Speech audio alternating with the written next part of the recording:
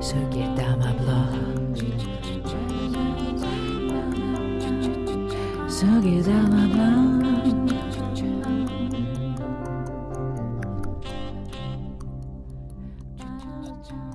Hey everyone, welcome to the episode number 8 of Sugidama podcast.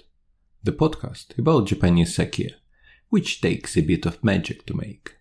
And today, we will continue our series about this exciting process of sake brewing. But before, I would like to talk about our sponsor, London Sake, who have one of the widest selections of premium and craft sake available online today. You can choose from over 100 sake from 25 breweries, and they will deliver across the UK and Europe. The cool thing about their website is that you can use simple online tasting notes together with a very sensible and affordable food pairings to make your choice and pick up the perfect sake to enjoy. What is very useful is that you can get a 10% discount by just using the code SUGIDAMA, all caps, during checkout. London Sake, making sake simple. And I hope that some of you have already ordered sake from London Sake and enjoyed it. Probably something featured in this podcast or in my recent post about 5 best sake for this cold and rainy weather. Or just by browsing the website, looking at tasting notes and pairing suggestions. Also, I would like to remind you that if you like Sugidama podcast and would like to help it grow, please leave a review. And if you use Apple Podcast, it's pretty easy. Unfortunately, Google and Spotify don't have this functionality, but you can always share the podcast on your social media with your friends and tell anyone who expressed interest in sake to listen to it. So please do it. I rely on you. No pressure.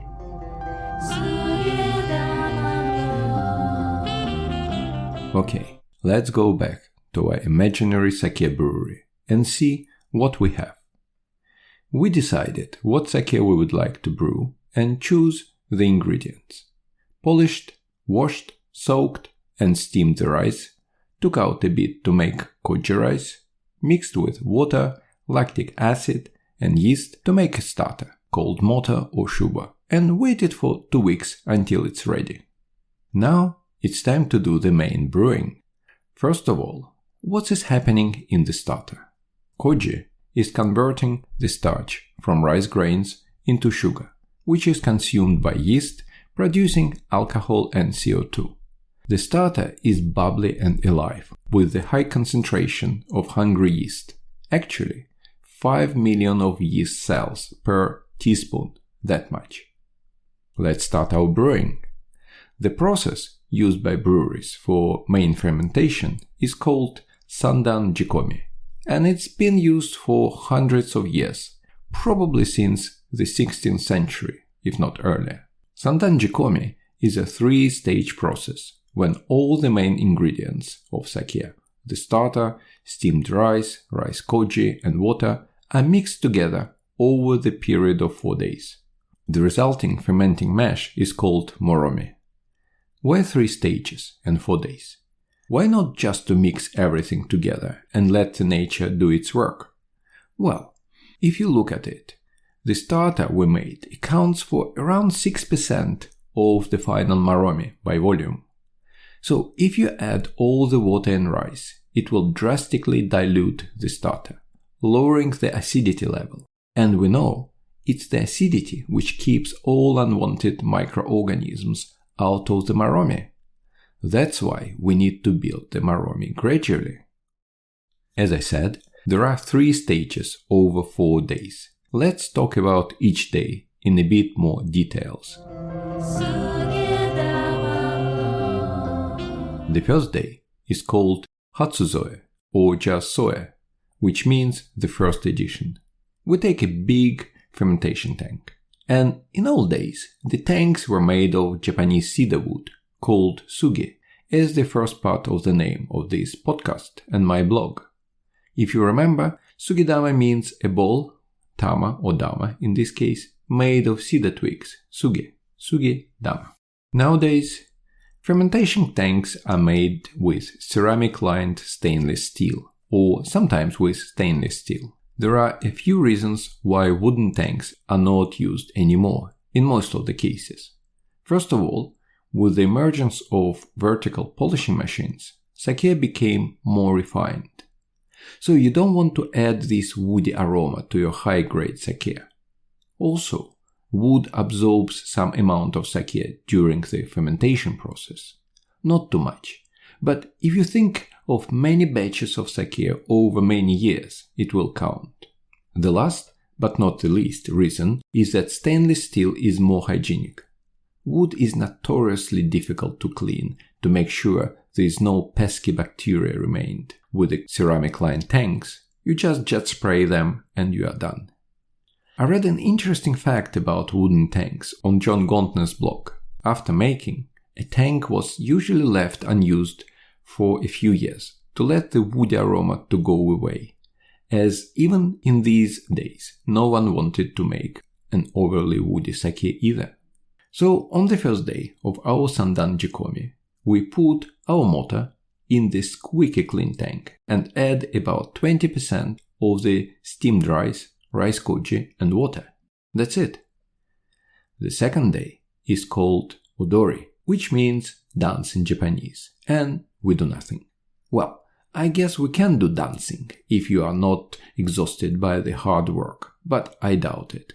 During this day, the yeast continues its propagation in the Moromi.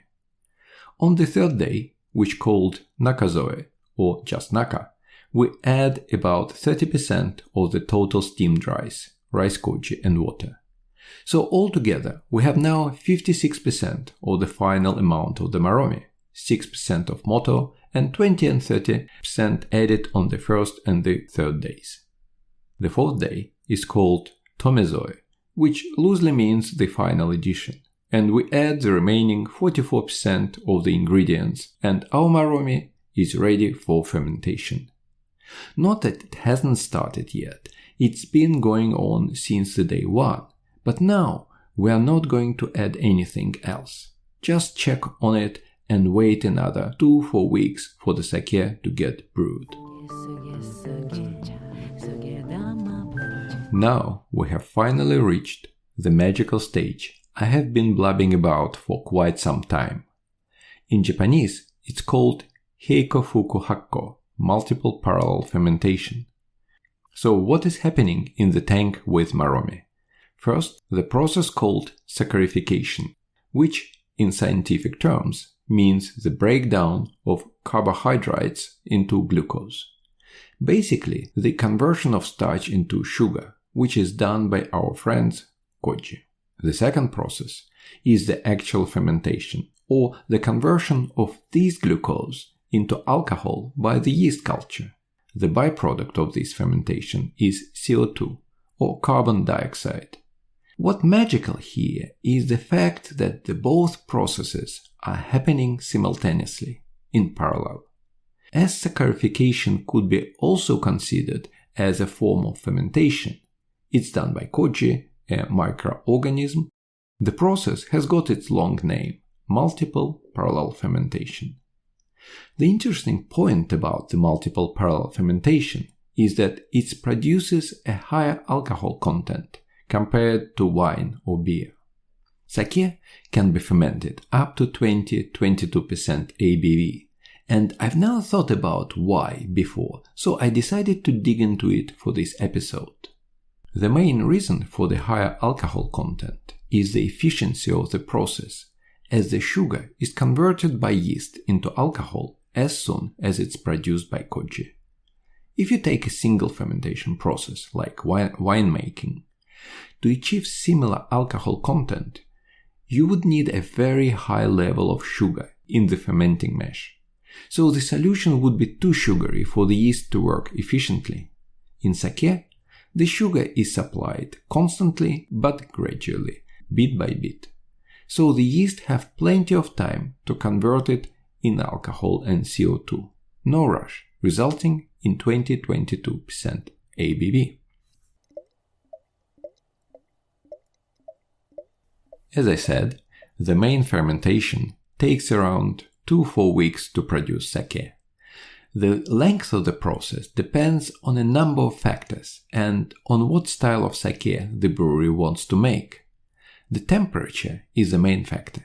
It ranges from 8 to 18 degrees Celsius, and the higher it is, the faster the fermentation process goes on. The pace of the fermentation affects the style of the sake.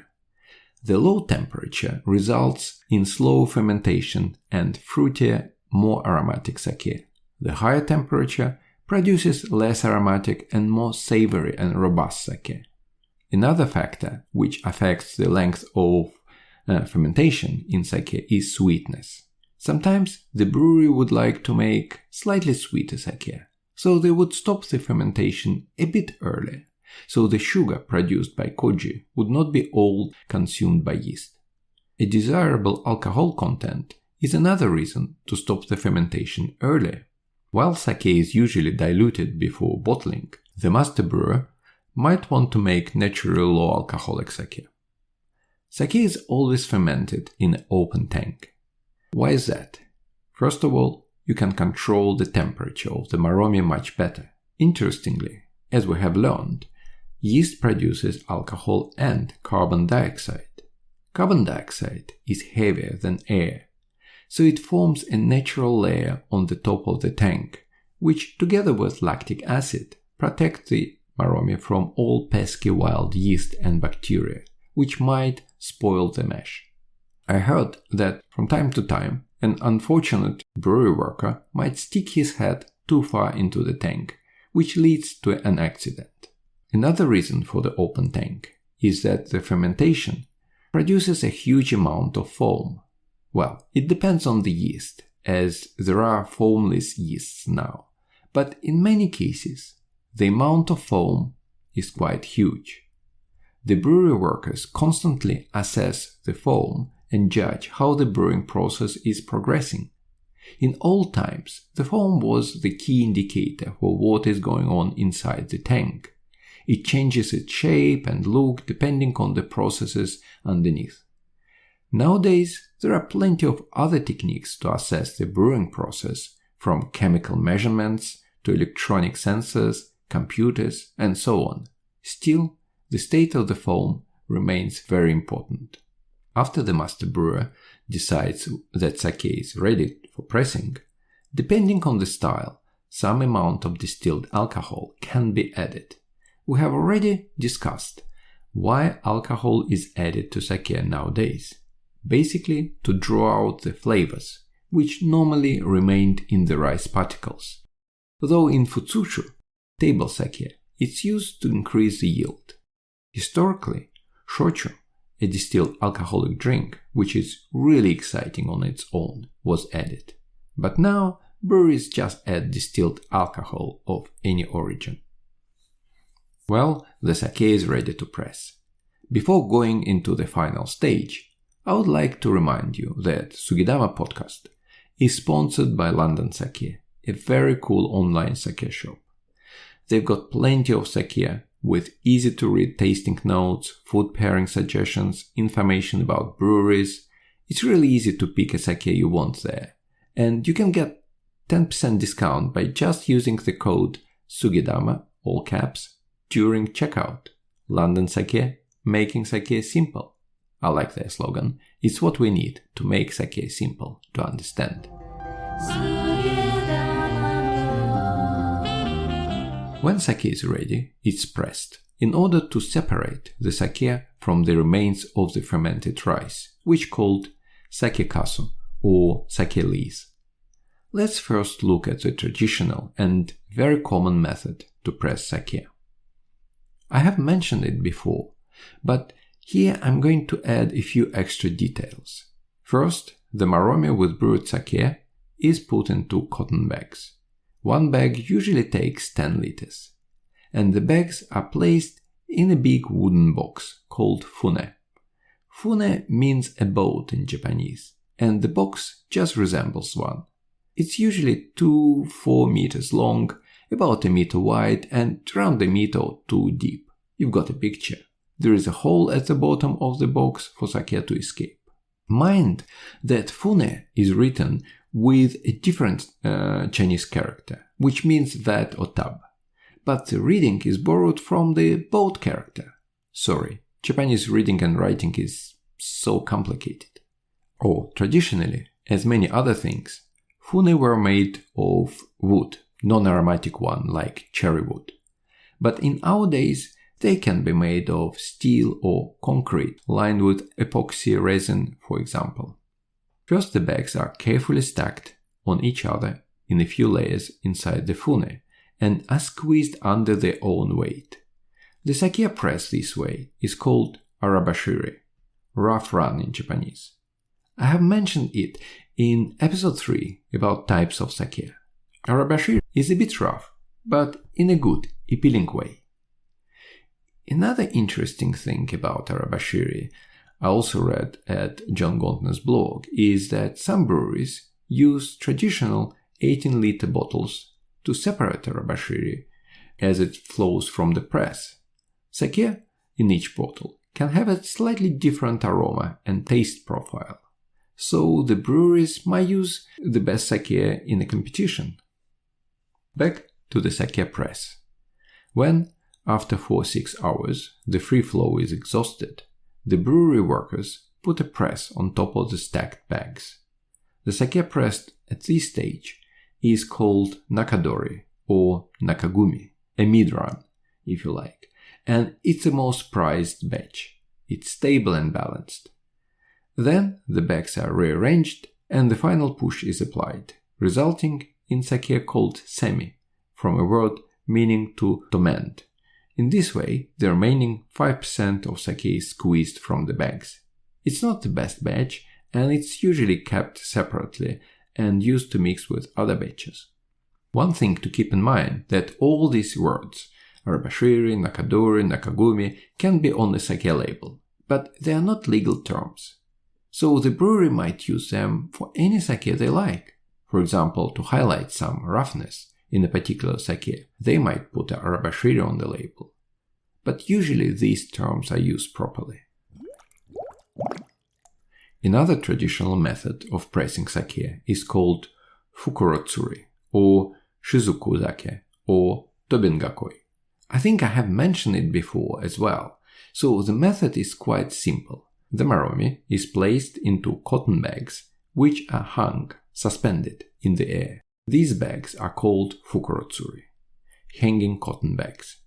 The sake drips from the bags without any pressure and is called shizuku-sake, drip sake. The sake pressed this way have a more elegant and complex flavor. To avoid oxidation, which might ruin it, the sake is collected in big 18-liter bottles called tobengakoi, which roughly translated as an enclosed 18-liter bottle, which it is.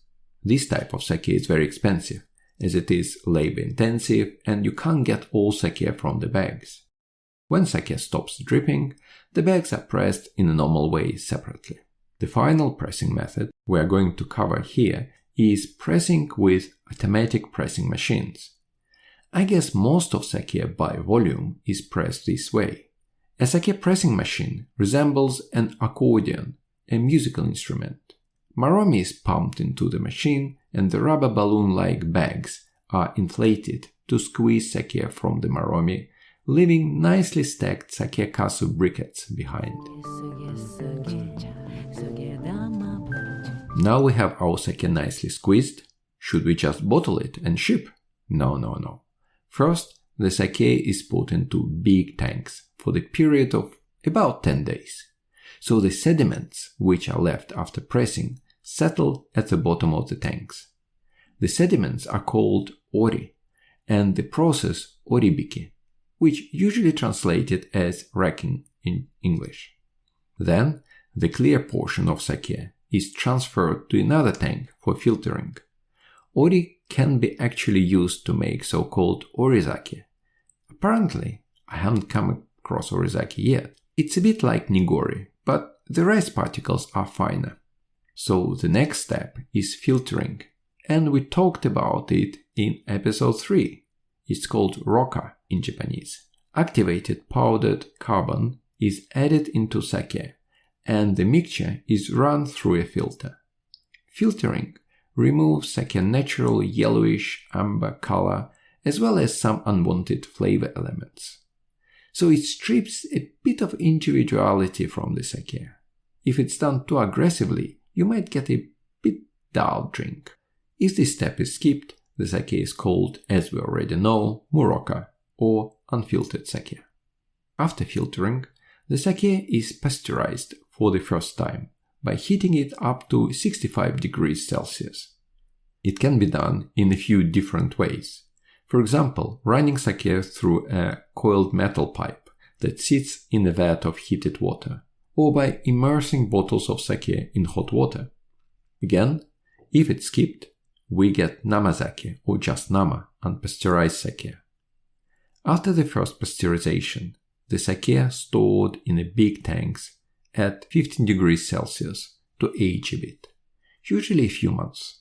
It's not actually aging it per se, but more to let it settle down and round out the flavor. This process is called chozo.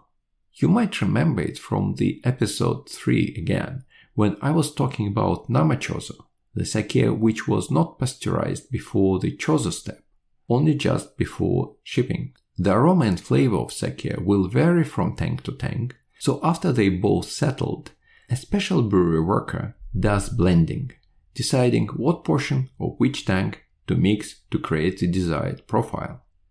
This process is called chougo. When it's done, water is added to lower the alcohol content and to adjust the flavor, unless it's gensho, undiluted sake. This step is called warimizo. Finally, the sake is pasteurized for the second time, unless it's nama, and bottled. The labels are stuck and it's ready to ship. Yay! However, if the brewery would like to make aged sake kosher, they would leave the sake either in the tank or in the bottle for several years. It might be as quick as 2 years and as long as 20 years or even longer. Here we are, done but not dusted. Sake brewing is a fascinating topic, and we will get back to it to talk about other aspects, brewing methods, terms. Let me know if you have any questions about it. Just to sum up everything quickly, the main fermentation technique is called Sandan Jikomi, when rice, water, and rice koji are added to the starter in 3 steps over the period of 4 days. Then it takes 2-4 weeks to ferment and produce the sake. After that, depending on the style, some distilled alcohol could be added and the fermenting mash, called Moromi, is pressed. Then the pressed sake is left to sit in a tank for a few days to let the sediments settle on the bottom.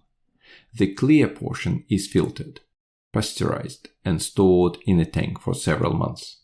After that, the sake from different tanks is blended, diluted with water, pasteurized for the second time, bottled, and shipped. This is how sake is made. Just look at a bottle of the sake and think how much effort, artistry, craftsmanship, and if you like magic got into it. It makes me awe every time. Oh, I have used so many strange Japanese words in this episode, so I'm going to add a brief dictionary to the show notes. And now is the sake of the episode. Today I would like to feature a special sake, Taru barrel-aged Junmai sake from Kampai, a very hip sake brewery from London, United Kingdom. I've mentioned them before a few times already, and I've got a huge respect for Lucy and Tom, who run the brewery and who have become skillful and innovative sake brewers in a matter of few years. I wish I could do something like that. I definitely want to do an interview with them next year, if their busy schedule permits, and ask them about their story. The brewery was launched in 2017 in Peckham, South London. They brew, bottle and package their sake themselves, and you can now find Kanpai sake in a lot of places, from Selfridges to our sponsor London Sake, from iconic Fortnum and Mason to small independent wine shops across the UK. So Taru is kosher, aged sake. It's been slowly aged in red wine oak casks from Burgundy, and It gives the sake amazing luxurious feel and taste. I have recently featured Taru in my post about 5 best sake for cold and rainy weather. And I also want to feature it here for the same reason. It's an amazing sake for the season. Rich, sweet, spicy and complex. No wonder Taru won gold in the Sake Sommelier Association's London Sake Challenge. Taru has a very lavish dark amber color of whiskey or cognac and aroma with pleasant burnt sugar and cherry pip smell. Strangely enough, Taru reminded me of kvass, an Eastern European fermented non-alcoholic drink made of rye bread. It also has interesting herbal and woody notes. The taste is sweet and complex, with a myriad of different flavors from dry fruit and prunes to whiskey and stout, even candied lemon slices. It might sound a bit controversial, but for me, Taru absorbed the key tastes of British alcoholic drinks, from English ale to Scottish whiskey, from Welsh beer to Irish stout. Also, Kampai Taru is a very versatile drink. You can drink it in a glass at room temperature, on the rocks, you can warm it up and put some spices. It could be a perfect drink for dessert or even a topping for your boozy ice cream. So if you are a bit tired of traditional port or whiskey at the end of your Christmas lunch or New Year's Eve's dinner, try Kanpai Taru, and I'm sure you won't be disappointed. Oh, it's aged, so you can keep it opened for longer. You can buy Kanpai Taru from the brewery's website. They have a very nice set of a gold medal edition with 2 nice Kampai branded sake glasses, or as I said, in many other shops, off and online, including our sponsor, London Sake, which has a huge choice of other sake as well. Don't forget the magic word Sugidama, all in caps, which will give you a 10% discount on checkout. So that's it for today. I'll be back with more exciting episodes. The next 3-4 episodes will be interviews with very interesting people from the sake world, so please subscribe if you don't want to miss them. In the meantime, if you never tried sake, which I really doubt now given that it's the 8th episode, but still, buy it and try. Go to Sugidama blog, which is, surprise surprise, on sugidama.co.uk. I've published a post about 5 best sake for this weather. I also have a guest post from Jordan Smithcroft from Manchester with a review of a nice nigori. Explore the tasting notes section. You can always find there a nice sake to try. Please send me an email or leave a comment about your experience. Again, if you like the episode and want more, hit the subscribe button. Please leave a review and share this podcast with your friends. It's the best thing you can do to support Sugidama podcast. Thanks a lot for listening. Kampai!